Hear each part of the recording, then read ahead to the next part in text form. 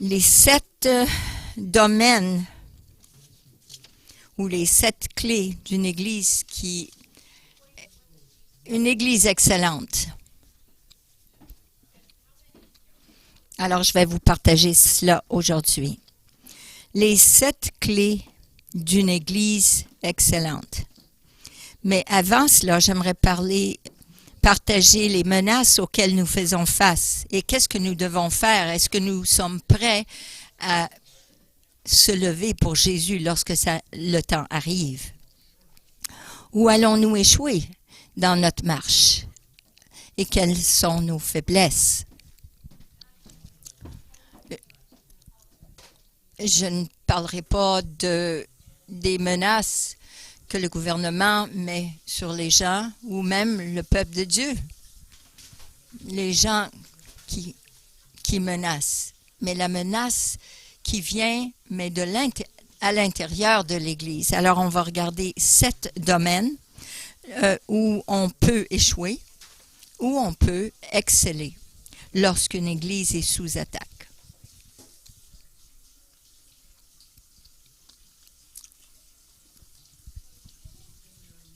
7 domaines où nous échouons ou où nous excellons.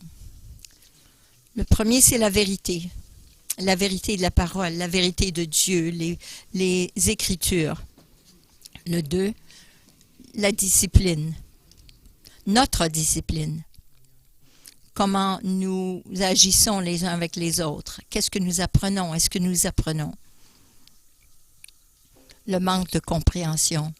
Parfois, nous pouvons lire la parole de Dieu et ne pas la comprendre. Le jugement. Je suis coupable de cela parfois. Je juge. On ne devrait pas juger. Identité.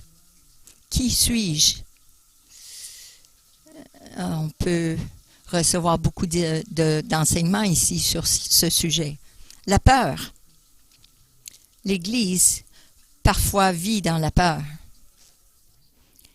Et la dernière, c'est l'amour ou le manque d'amour. Ça dépend où on est.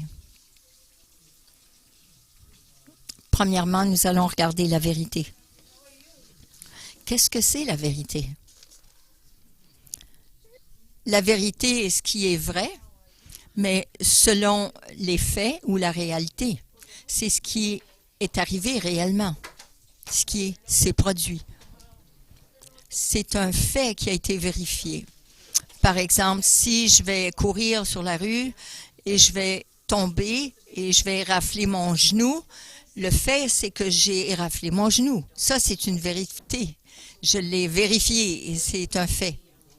Vous allez comprendre où je m'en vais avec cela. Parce qu'aujourd'hui, lorsqu'on regarde la télévision, on peut voir toutes sortes de programmes, de la découverte jusqu'à la National Geographic. Tous ces canaux que nous aimons regarder parce qu'il y a beaucoup de choses intéressantes. Mais vous voyez, ils ont beaucoup de vérité. Et il faut faire attention parce que ça peut diluer notre vérité si on croit à ce que nous voyons. Par exemple, ma femme et moi, on écoutait le programme de la découverte et puis là, il parlait sur la vie de Jésus. Combien d'entre vous savaient que Jésus était marié?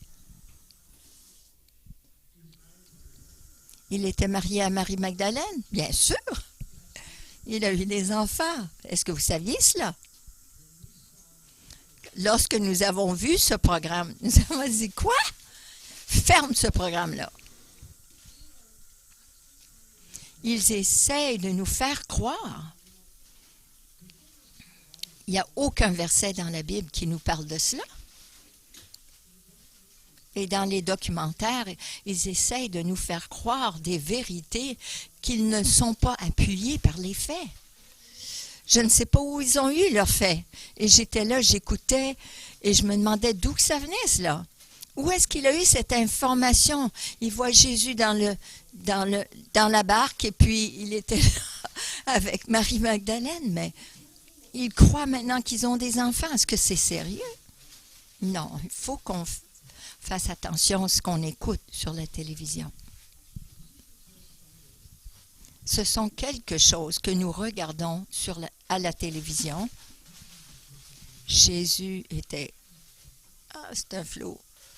Juste un enseignant. Non, il était peut-être prophète, mais il n'était pas notre sauveur. Vraiment? Est-ce qu'on croit cela? Mais il y a des gens qui tombent dans ce panneau-là et ils croient ces mensonges-là. Alors, c'est important pour nous de savoir la vérité. Heureusement qu'il y a des bonnes nouvelles parce qu'il y a des programmes qui sont bibliques. Et ils n'ont pas de choix. Pourquoi? Parce que les archéologues trouvent de plus en plus des preuves de la Bible. Des histoires de la Bible, des endroits de la Bible, ils sont en train de découvrir. Et là, maintenant, ils doivent changer toute leur histoire et toute leur façon de penser parce qu'ils viennent de trouver une ville dont on parlait dans la Bible. Et moi, j'aime entendre ces choses. Puis là, ils commencent à trouver des articles dont on parlait dans la parole. Alors, qu'est-ce qu'ils vont dire maintenant? Alors, on doit faire attention. Il y a beaucoup de mensonges à la télévision. Alors, c'est important pour nous de savoir, de connaître la vérité, afin que les gens ne manquent pas la grâce de Dieu. Et qui Dieu a envoyé pour nous sauver. Parce que si les gens comprennent, si les gens croient ces choses, ils ne vont pas comprendre que Jésus est mort pour leurs péchés. Alors c'est important de savoir la vérité. Pas pour argumenter avec eux, mais leur parler. De réveiller leur intérêt pour savoir, pour connaître la vérité. Malheureusement, il y a beaucoup d'églises aujourd'hui qui aiment compromettre la vérité. Ils aiment manipuler les paroles pour que ça soit leur interprétation et que ça aille avec leur système de croyance. Mais c'est seulement pour accommoder ces gens qui sont assis là et qui entendent, parce qu'ils ne veulent pas les offenser. Alors, OK, on va diluer un petit peu la parole pour ne pas rendre les gens inconfortables ou les mettre en feu. Là, on ne veut pas causer des problèmes. Parce qu'il y a des gens dans l'Église qui croient une chose et d'autres gens dans l'autre partie de l'Église qui croient autre chose. Alors, ils vont compromettre la parole.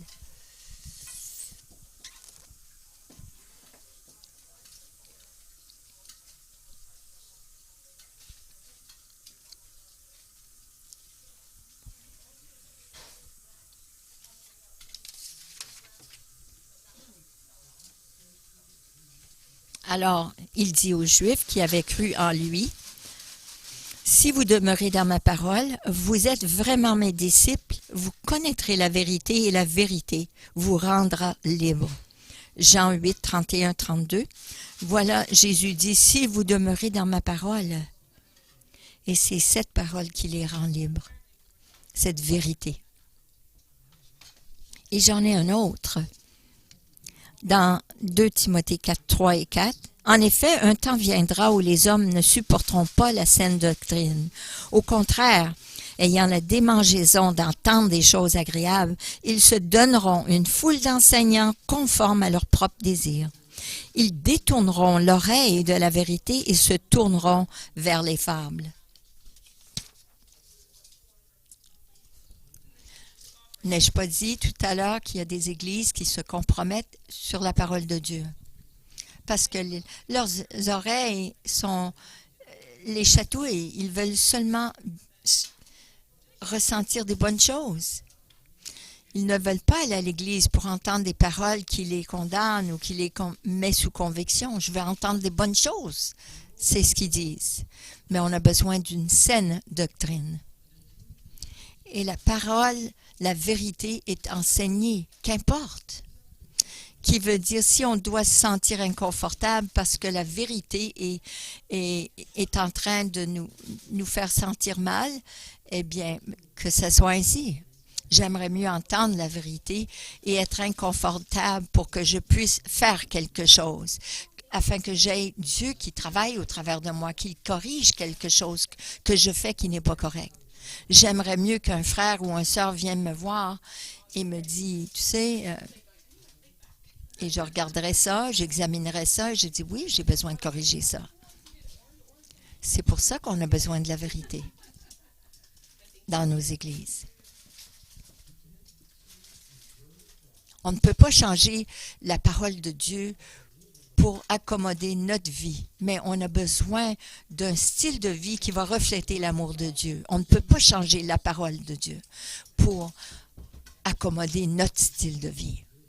Ça veut dire que nous, on a besoin de marcher selon le style de vie que Dieu nous instruit à marcher. La discipline.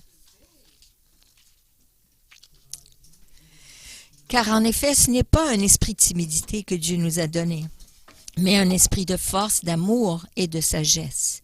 2 Timothée 1,7. Qu'est-ce que ça fait pour nous, ça? Ça nous enseigne, ça nous développe, ça nous forme par instruction, faire de l'exercice, pratiquer. Surtout sur la maîtrise de soi. Aussi, ça nous forme et ça perfectionne nos habiletés mentales, qui est bon pour nous. Et ça nous enligne avec notre jugement moral. Et où peut-on trouver cette discipline? Car Dieu ne nous a pas donné un esprit de timidité. C'est un esprit. L'esprit. Si on veut de la discipline, on demande le Saint-Esprit. Lorsqu'on étudie la parole et on trouve qui nous sommes en Christ et le but pour notre voyage, notre cheminement, on sait la raison pourquoi on est ici sur la terre. Il y a beaucoup de leçons sur notre existence dans la parole de Dieu. Je l'appelle, moi, lorsque j'étais comme dans les guides ou les scouts. Oui, ça fait déjà 50 ans. Lorsque j'étais dans les scouts, on nous a tous donné, à tous les leaders, on nous avait donné un livre, un guide de direction. Et puis, on ne savait pas ce qu'il y avait dedans jusqu'à ce qu'on aille dans la brousse ou sur la montagne, dans la neige, dans l'hiver, pour savoir nos directions dans ce livre-là. Et dans la vie de tous les jours, voici notre guide, notre manuel d'instruction. Qu'est-ce que je fais maintenant, Seigneur? Dis-moi. La différence entre un livre pour les scouts et la Bible, c'est que mon livre de guide pour le scout m'a montré comment survivre, mais ce livre m'a montré comment prospérer. La parole de Dieu ne m'aide pas seulement à survivre, non, mais vraiment à vivre ma vie et à prospérer. C'est le seul livre maintenant que j'utilise. Alors, Sandy, elle n'aime pas faire du camping, d'autres. Maintenant, on va à des hôtels. Et les lits sont beaucoup plus confortables, c'est plus chaud. Mais est-ce qu'on a la discipline de lire la parole à chaque jour, régulièrement? Et afin de demeurer et garder dans la parole, qu'elle soit fraîche pour nous et qu'on la comprenne, on devrait l'étudier. Et ça nous aide à déterminer ce qui est vrai. Si nous lisons la parole, nous lisons ce livre, et lorsqu'il y a un obstacle dans notre vie, on va savoir la différence entre ça, ce qui est vrai et ce qui est faux. Et surtout en ces jours-ci, c'est très important de savoir la vérité.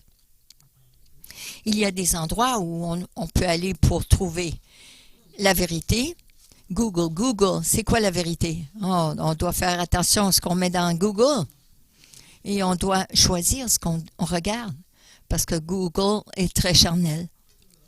Mais il y a autre chose qu'on peut regarder la concordance de Strong ou d'autres écrits sur la Bible, ce que les théologiens ont étudié et ont écrit, beaucoup de livres. Oui, il y a beaucoup de matériel qui nous aide. On peut aussi aller voir notre enseignant. Je crois qu'il est un bon enseignant. Il aurait peut-être la réponse. Il n'a pas la bonne réponse. Je sais qu'on peut aller voir Dieu. Je vais toujours vers Dieu parce que je sais qu'il a la réponse. Si j'ai besoin d'une révélation fraîche, d'une parole que je lis et je ne le comprends pas, je dis, Saint-Esprit, aide-moi. La plupart du temps, 99,99% du temps, j'ai la réponse.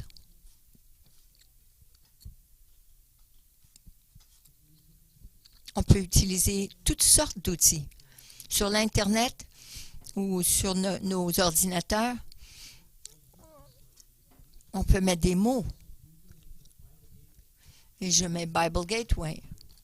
Ça, c'est aussi un bon outil. Mais aujourd'hui, on n'a pas d'excuses. Est-ce qu'on a tous un téléphone? Un cellulaire? Il donne des applications. Vous pouvez avoir la Bible sur votre téléphone. Et c'est gratuit.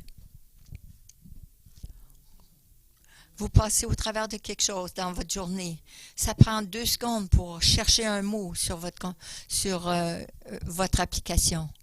C'est vraiment un livre de direction, un manuel, un guide au travers du désert. Mais lorsque vous étudiez la Bible, on travaille notre manque de compréhension. On doit s'enligner avec ce que Dieu dit à notre sujet en ayant l'aide qu'il nous a envoyée. Même les disciples ont été dits par Jésus. Jésus leur a dit,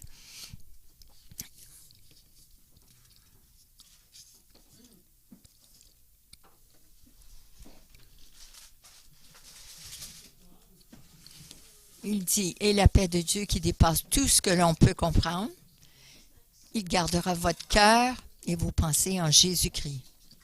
Philippiens 4,7. J'avais oublié celui-là.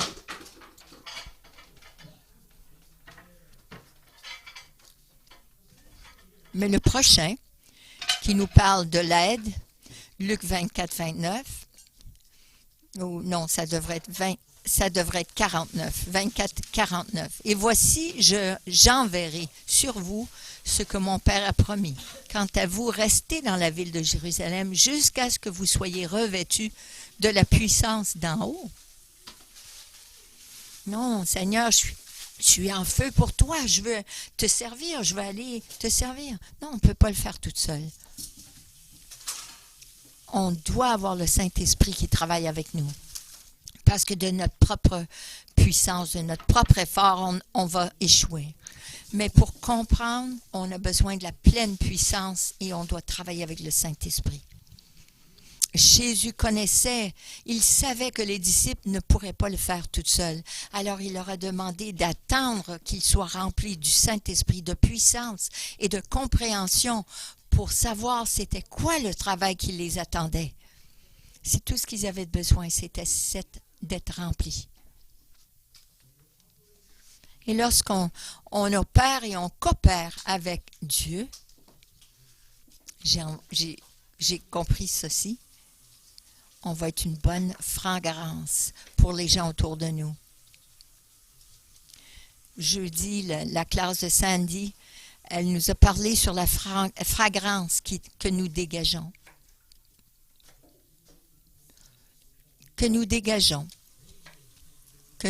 Oui. On marche partout et on dégage un parfum, une odeur. Et moi, c'est pour ça que je mets du parfum, parce que je dois avoir cette... et le matin, je me lève, parfois je ne l'ai pas. Je ne l'ai pas mis, ma fragrance. Mais on doit avoir ce Saint-Esprit en nous pour continuer de nous travailler et dégager cette odeur que les gens veulent, que les gens peuvent nous sentir et peuvent nous voir, qui vous êtes et l'amour de Christ qui est en vous. Et ils savent, ils sont attirés à vous.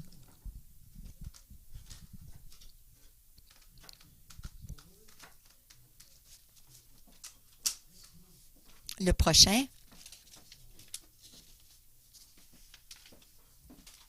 Le jugement. C'est difficile celui-là parce que nous, oh non, les gens de destinée, on est tous du bon monde, on ne juge pas. On a la meilleure musique, on a le meilleur enseignement, on est là, on est en amour avec Jésus, il n'y a rien de mal. Mais vous savez, parfois, on a des petites choses que nous faisons, que nous devons corriger. Je ne vais pas pointer le doigt à quiconque parce que je peux dire des choses que moi-même j'ai fait.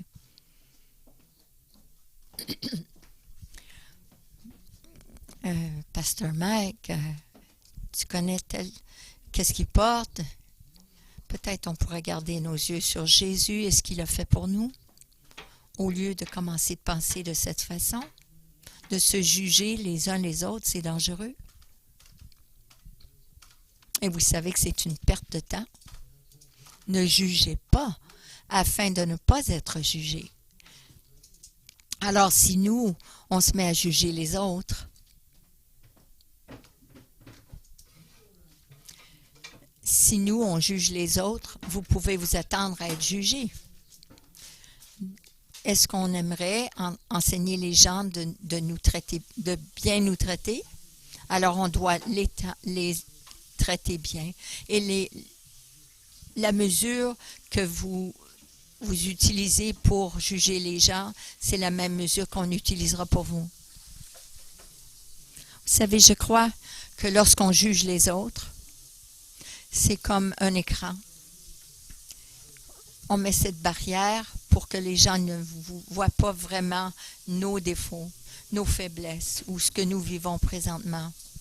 Parce qu'on ne veut pas que les gens nous voient, donc on met le focus sur les autres. Mais qu'est-ce qu'on ferait? Ça ne serait pas mieux qu'on laisse Jésus nous guérir et qu'on s'aime les uns les autres au lieu de se juger? Et ça va beaucoup plus loin que cela. On ne devrait pas être picosseux, pointer ce qu'il y a dans les yeux de un quand c'est beaucoup plus grand pour nous. Quelle différence que ça fait quand on pointe le doigt sur un, mais qu'il y en a d'autres qui pointent sur nous. Le prochain point, sur l'identité. Qui suis-je? On a eu beaucoup d'enseignements sur l'identité dans cette Église. Alors, je ne prendrai pas beaucoup de temps sur ce sujet parce que je sais qui nous sommes en Christ. Je sais qui je suis et la plupart de vous savez qui vous êtes. Mais parfois, on oublie qu'on est plus que vainqueur, on est la tête et non la queue.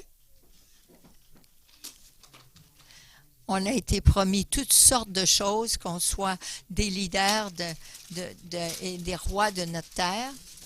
Alors, on travaille cela et on devient ce qu'on a dit de nous. Alors, la chose que j'avais là-dedans, c'est est-ce que vous êtes un enfant de Dieu? Mais à tous ceux qui l'ont accepté, en voulant dire Jésus, à ceux qui croient en son nom, Jésus, elle a donné le droit de devenir enfant de Dieu. Jean 1, 12. Je crois en Jésus. Je mourrai pour Jésus. Il n'y a personne qui m'enlèverait Jésus. Alors je suis un enfant de Dieu. Êtes-vous un enfant de Dieu? Aussi en Romains 8, 14 et 15. En effet, tous ceux qui sont conduits par l'Esprit de Dieu sont fils de Dieu. Et vous n'avez pas reçu un esprit d'esclavage pour être encore dans la crainte, mais vous avez reçu un esprit d'adoption par lequel nous crions « Abba, Père ».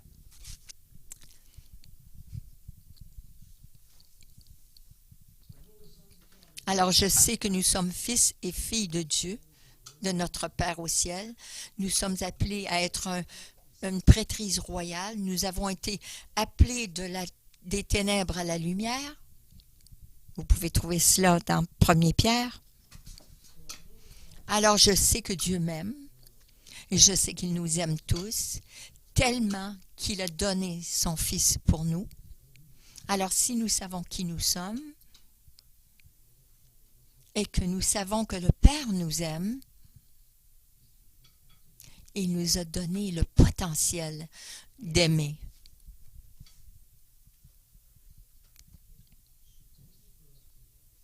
Le potentiel pour nous d'aimer a tellement grandi à cause de ce que nous avons appris ici, qui nous sommes et qui nous devrions être et dans nos relations et tout ce que nous avons été enseignés dans le passé pendant je ne sais pas combien d'années, qu'on devrait être en position maintenant à redonner en retour, de donner en retour ce que nous avons reçu. Maintenant, le prochain, c'est la peur. La peur de l'homme, la peur de manquer, la peur de déménager, de ne pas avoir rien à donner, personne ne veut ce que j'ai, je ne peux pas, je ne suis pas et je ne ferai pas. Les paroles que l'ennemi met dans notre pensée, ça nous paralyse et ça nous empêche d'aller de l'avant et d'accomplir la destinée que Dieu nous a donnée. Alors nous devons apprendre à dire « je peux » et « je le ferai » et « je réussirai ».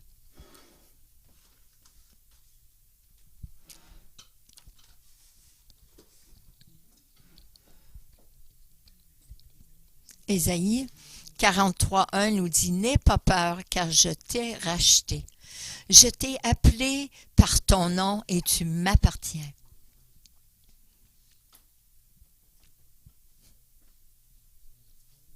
Dieu nous a appelés par notre nom et vous lui appartenez. Alors on ne devrait pas avoir de peur, de crainte.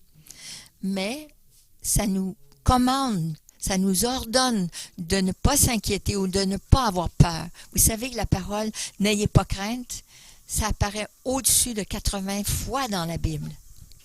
Il doit y avoir quelque chose à prêter attention où ça nous dit « n'aie pas peur ». Il sait que l'ennemi utilise la peur pour nous limiter et pour nous empêcher, nous mettre des bâtons dans les roues. Et c'est comme si on était dans la marée où on avait du ciment dans les pieds dans un bloc de ciment. On a les promesses de Dieu, on peut aller de l'avant pour faire qu'importe ce que Dieu nous demande. C'est très apparent dans ma vie. J'étais très peureux lorsque j'étais jeune et maintenant je n'ai aucune crainte. Parce que le plus près que je me rapprochais de Dieu, le plus que je devenais sans peur. Je suis un lion dans son royaume et je n'ai pas de peur. Ça a pris du temps pour arriver à ce point. J'étais un petit ourson, j'étais un délinquant et maintenant je suis un lion. Et je me sens beaucoup mieux. Voici quelques écritures qui qui va aider à éliminer la peur. Si vous voulez les écrire, je vous donne ces versets. Deutéronome 31:8. Il ne vous abandonnera jamais. N'ayez pas peur. Ne soyez pas découragés. Alors, lorsque je me sens seule, lorsque je passe au travers de l'enfer dans ma semaine, je sais qu'il ne m'abandonnera pas. Alors, si je vais au travers de cela, devinez, il passe au travers de cette semaine-là avec moi. Alors, je peux me tourner vers lui. Il peut m'aider. Romains 8, 28. Et nous savons qu'en toutes choses, en toutes ces choses, Dieu, toutes choses concourent au bien pour ceux qui aiment Dieu et qui sont appelés selon ses desseins. Alors, il travaille pour notre bien, de ceux qui l'aiment. Alors, si je l'aime, tout ce que je fais, il va m'aider à accomplir ses desseins. Nous apprenons constamment. Psaume 18, 2. Le Seigneur est mon rocher, ma forteresse et mon libérateur. Ça, c'est puissant. Parce que je me tiens sur sa fondation. Il est un rocher. Il est toujours pareil. Il ne bouge pas. Il est ma forteresse. Il va mettre une haie autour de moi pour me protéger si l'ennemi veut m'attaquer. On a besoin d'étudier les paroles et nous serons encouragés. Et voici le verset parfait. Le 1er Jean 4, 18, l'amour parfait chasse toute crainte. Et ça m'amène à l'amour parfait. Et l'amour parfait chasse toute crainte. Alors, comment est-ce qu'on peut être un fils ou une fille de Dieu, un enfant de Dieu qui n'a pas peur? Son amour parfait chasse toute crainte. Comment ça se fait alors que nous avons des craintes? C'est parce que nous laissons quelqu'un d'autre dominer et non son amour. Alors sur l'amour, le verset que nous avons, c'est Matthieu 22, 37. Jésus lui répondit, « Tu aimeras le Seigneur ton Dieu de tout ton cœur, de toute ton âme et de toute ta pensée. » Alors c'est un commandement. Mais il a dit aussi, et Jésus répondit, tu aimeras, le deuxième, apprends à t'aimer comme tu aimes ton prochain. Et aime ton prochain comme toi-même. Alors c'est l'amour. Point final. C'est l'amour. Nous aimons Dieu et nous aimons les autres. Et ça chasse toute crainte. Je crois que c'est l'offense principale que l'Église fait face. C'est difficile dans les églises pour les gens de s'aimer les uns les autres. Je sais que c'est étrange à dire, vraiment. Pour moi, c'est vraiment le contraire. C'est l'amour. L'Église devrait être l'amour. Mais il y a beaucoup d'églises qui ne peuvent pas se rassembler ensemble dans l'amour. Il faut tout le temps avoir quelque chose de différent ou je ne crois pas à ça, je ne crois pas à ça, on ne croit pas les mêmes choses. Non, pas cette église. Vous savez, mais ça dépend de nous. Ça dépend de nous de changer cette attitude. Ça dépend de nous de refléter l'amour de Dieu envers les autres, qu'importe quelle église ils vont, qu'est-ce qu'ils croient. Si on parle avec quelqu'un puis on sait qu'ils vont à cette église-là, non, ça n'a rien à faire avec cette église. Parce qu'on ne parle pas à cette église, on parle à cette personne et cette personne est l'église. Il croit que Jésus est mort pour lui ou pour elle. Il croit en Dieu. La relation est là. Ce n'est pas ce que l'Église croit, ou l'Église, ou la bâtisse croit, ou l'homme croit. Non, c'est ce que Dieu nous dit, la vérité, qu'on doit s'aimer les uns les autres. Vous savez, frère Mike, il va falloir qu'on travaille sur lui.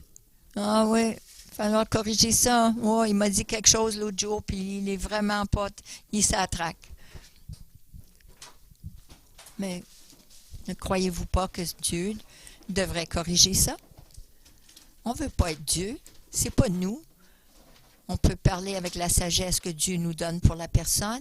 Et là, on prie que le Saint-Esprit le change. Nous changeons personne. On travaille avec Dieu. On collabore avec lui. On ne travaille... Si vous travaillez pour quelqu'un, vous travaillez pour un employeur. Mais mon employeur, il demeure en moi. Dieu demeure en moi. Alors il est moi. Je le représente, Dieu. Oui. J'ai Jésus-Christ en moi, alors je le représente.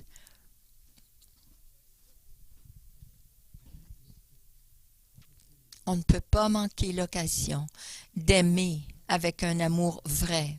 Et on doit passer outre nos différends pour qu'on puisse laisser Dieu travailler au travers de nous. Parce que parfois, si une armée, vous savez, veut aller de l'avant vers l'ennemi, ils vont de l'avant. Mais l'ennemi peut mettre des obstacles, des barrières. Ils peuvent mettre et l'armée va de l'avant. Et s'ils n'ont pas la sagesse, ils rentrent dans cet obstacle. Mais s'ils travaillent avec la sagesse, ils font le tour pour accomplir le but qu'ils avaient premièrement. On ne peut pas laisser l'ennemi nous mettre on va dire des jambettes. On doit couper ces obstacles, les éliminer. Et on doit laisser à cette Église, je parle à cette Église, on doit commencer à changer notre communauté. On doit changer notre attitude envers les autres. Parce que l'amour, c'est la chose la plus importante dans cette leçon. Dans tout le livre, c'est l'amour. Alors, la question ne devrait pas être « qu'est-ce qui menace l'Église ?» La question devrait être « est-ce qu'on va être l'Église excellente dans ces 7 domaines? » La vérité, la discipline, le manque de compréhension ou la compréhension, le jugement, l'identité, la peur et l'amour. Aucune crainte, nous savons qui nous sommes, nous ne jugeons pas, nous comprenons parce que nous sommes disciplinés, nous connaissons la vérité, alors on marche dans l'amour. Alors on aime.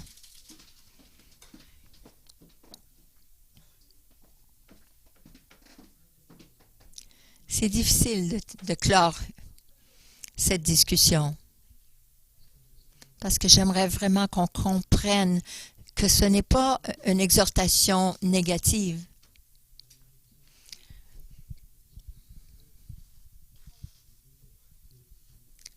Parce qu'on reçoit de l'enseignement de la vérité ici. Mais je pense qu'on pourrait faire mieux en dehors de l'Église. On pourrait être plus l'Église en dehors de cette Église. Alors ma prière pour nous, et moi inclus, c'est que nous soyons changés. Que toi, Père, tu viennes compléter ce travail que tu as commencé ici. Que Père, tu nous enseignes à aimer. Tu nous enseignes à ne pas avoir peur. Réaligne ma façon de penser afin que je ne juge pas les autres. Et aide-moi à comprendre plus de ta parole. Parce que je ressens que j'aimerais la manger pour le déjeuner et je ne veux pas arrêter de manger. Parce que le plus que je goûte à ta parole, le plus que je comprends, le plus que je l'aime, et le plus ça me change, ça me transforme.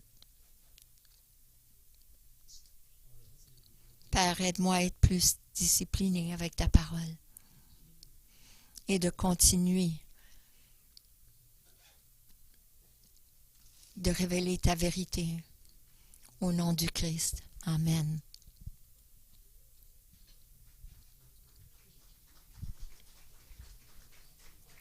Amen.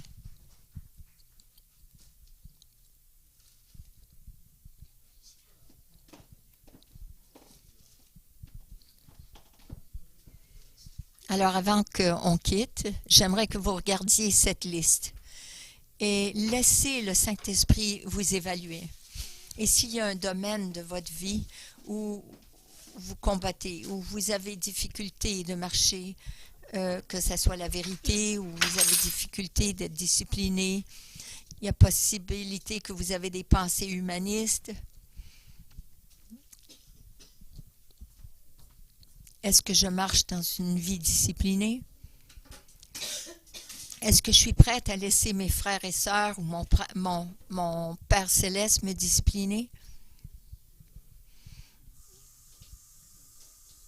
Est-ce que le Saint-Esprit me donne sa paix qui confirme que je suis vraiment dirigée par le Saint-Esprit? Cette paix qui surpasse toute intelligence, toutes mes pensées. Est-ce que le jugement, vous avez difficulté? Est-ce que vous avez, lorsque vous pensez à d'autres, est-ce que vous savez qui vous êtes vraiment en Christ?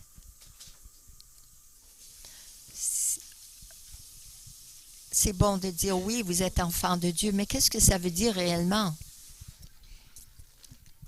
Est-ce que vous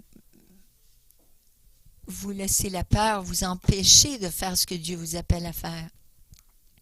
Avez-vous peur de partager votre foi, vos croyances avec les autres? Et qu'en est-il de l'amour?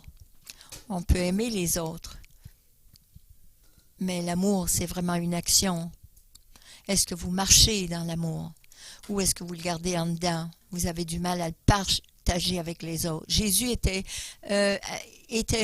ému de compassion. Êtes-vous ému par cette compassion? Êtes-vous poussé par compassion pour aimer les autres? Alors, vous pouvez regarder cette liste et voir les domaines de cette liste qui vous touchent personnellement et dont vous avez besoin de changer.